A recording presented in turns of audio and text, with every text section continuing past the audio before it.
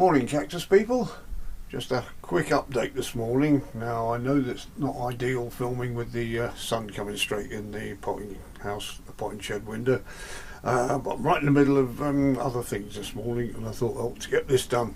Remember last week we looked at the monkey tail cactus that had developed rot in several of its branches and had to cut some off and treat them with brimstone.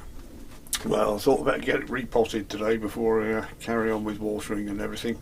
Not that I'm going to water this today, but anyway, I got it out of the original pot it was in, which was this one.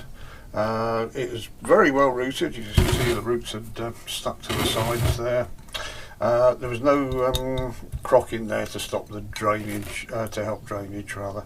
And as suspected, when we look at the compost, there's hardly any stones in there. Well, there's one stone. It looks peat based and it was just too compact for the plant, so I think that was the problem. I've stripped what I can off the roots. I'm trying to keep the roots out of the sun because the sun will damage them. And I shall repot it into a deeper pot, which I've got there. I've got a crock in the bottom of that.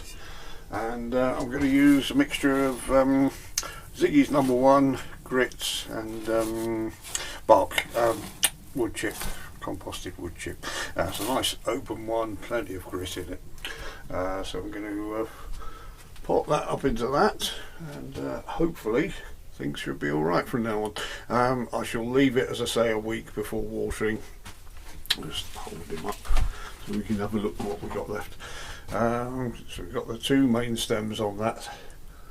So leave it a week before watering and then give it a water, then give it a feed 2 weeks later, see what happens. I won't put any fertiliser in the actual mix because in habitat these live on cliffs and they wouldn't get any nutrient apart from what was being dropped by birds and blown by wind. So that's the idea of not feeding it too much. As you can see, growing on cliffs, the spination goes the other way to most cactus to shed the excess water. They grow in areas of higher rainfall than other cactus. So that, unlike the other cacti that try and channel the water towards the roots, these ones try and keep it away. So there we go, just a quick update, and I'll drop a quick picture of what he looks like in the new pot when I've done.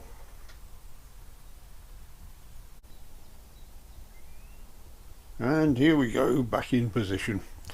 So all I need to do now is brush down where little bits of compost I've got in there, leave it a week and then give it a water. I'd just like to add that I've put at least 1 inch of top dressing on this, so when it does get watered, the water isn't sitting near the plant, it should drain straight through. So I wouldn't normally put quite that much top dressing on a plant, but I think this one's a bit of a special case. And no further signs of rot down there. A little bit soft at the end, but it's not been watered all winter, so let's keep them crossed, but we'll keep an eye on it for any further signs. And the cuttings, wasn't quite sure how to deal with cuttings of that length, so I've been a bit creative and stuck them in an old lampshade with a lot of grit. There's only grit in there, there's no compost, and put a little stake in there and tied it up with a bit of raffia. I couldn't think of anything else to do, so I'll put that somewhere quiet for that to root up. Hopefully it might root up in a couple of 3 months, so we'll have a look at that later in the summer. But there we go, 2 monkeys together.